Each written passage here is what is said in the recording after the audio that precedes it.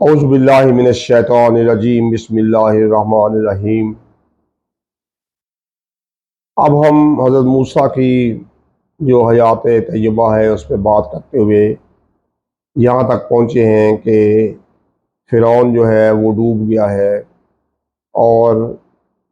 اب حضرت موسیٰ کی قوم جو ہے اس انقلاب کے بعد اس کو ثابت قدمی کے ساتھ آگے بڑھنا چاہیے، لیکن حضرت موسیٰ کی قوم نے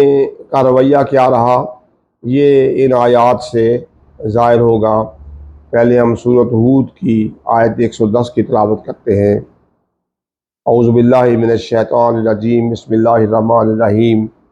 وَلَقَدْ آتَيْنَا مُوسَى الْكِتَابَ فَاخْتُلِفَ فِيهِ وَلَوْلَا كَلِمَةٌ سَبَقَتْ مِن رَّبِّكَ لَقُضِيَ بَيْنَهُمْ وَإِنَّهُمْ لَفِي شَكٍّ مِّنْهُ مُرِيبٍ۔ اور بے شک ہم نے موسیٰ کو کتاب دی تو اس میں پھوٹ پڑ گئی، اگر تمہارے رب کی ایک بات پہلے نہ ہو چکی ہوتی تو جبھی ان کا فیصلہ کر دیا جاتا، اور بے شک وہ اس کی طرف سے دھوکہ ڈالنے والے شک میں ہے۔ یعنی حضرت موسیٰ کے اتنے معجزات اور فرعون کا اتنی عظیم سلطنت کا تباہ ہو جانا، اس کے بعد حضرت موسیٰ کی قوم کو چاہیے تھا کہ وہ حضرت موسیٰ کے جو کتاب لائے اور جو پیغامات اور جو ان کی اسوہ حسنہ تھی اس کے اوپر چلتے، لیکن ان کی قوم نے ان کی کتاب میں اختلافات پیدا کر دیے، کچھ کے کچھ مطلب نکالنے شروع کر دیے۔ تو سورۃ ابراہیم کی آیت 5 ہے، وَلَقَدْ أَرْسَلْنَا مُوسَىٰ بِآيَاتِنَا أَنْ أَخْرِجْ قَوْمَكَ مِنَ الظُّلُمَاتِ إِلَى النُّورِ وَذَكِّرْهُمْ بِأَيَّامِ اللَّهِ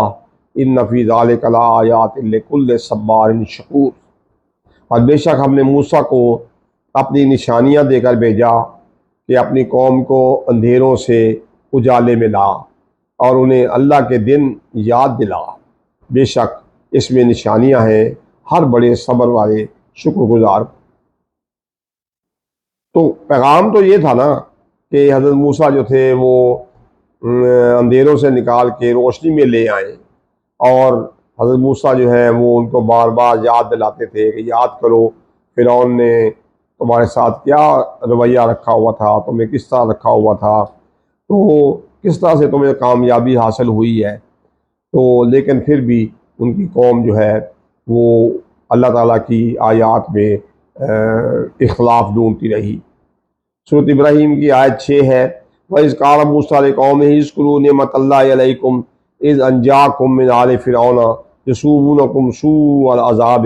وَيُذَبِّحُونَ أَبْنَاءَكُمْ وَيَسْتَحْيُونَ نِسَاءَكُمْ وَفِي ذَلِكُمْ بَلَاءٌ مِّن رَّبِّكُمْ عَظِيمٌ۔ جب موسیٰ نے اپنی قوم سے کہا یاد کرو اپنے اوپر اللہ کا احسان جب اس نے تمہیں فرعون والوں سے نجات دی جو تم کو بری مار دیتے تھے اور تمہارے بیٹوں کو ذبح کرتے اور تمہاری بیٹیاں زندہ رکھتے، اور اس میں تمہارے رب کا بڑا فضل ہوا۔ پھر حضرت موسیٰ نے یہاں تک کہا، وَقَالَ مُوسَىٰ إِن تَكْفُرُوا أَنْتُمْ وَمَنْ فِي الْأَرْضِ جَمِيعًا فَإِنَّ اللَّهَ لَغَنِيٌّ حَمِيدٌ۔ اور موسیٰ نے کہا اگر تم اور زمین میں جتنے ہیں سب کافر ہو جاؤ تو بے شک اللہ بے پرواہ سب خوبی والا ہے۔ یعنی یہ نہیں ہے کہ آپ کو اللہ نے کامیابیاں عطا کی تو اب آپ کہو کہ ہم اللہ کے پیارے ہو گئے،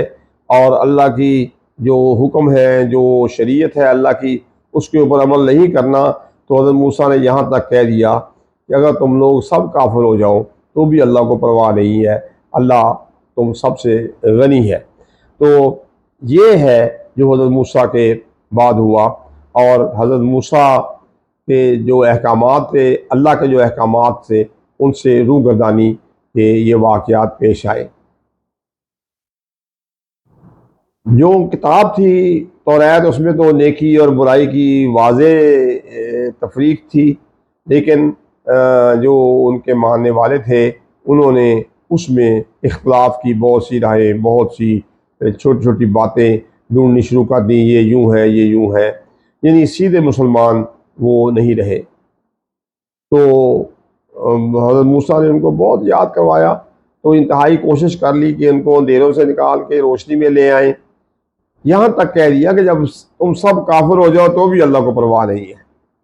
حضرت موسیٰ علیہ السلام جیسے برگزیدہ نبی کی چنی ہوئی امت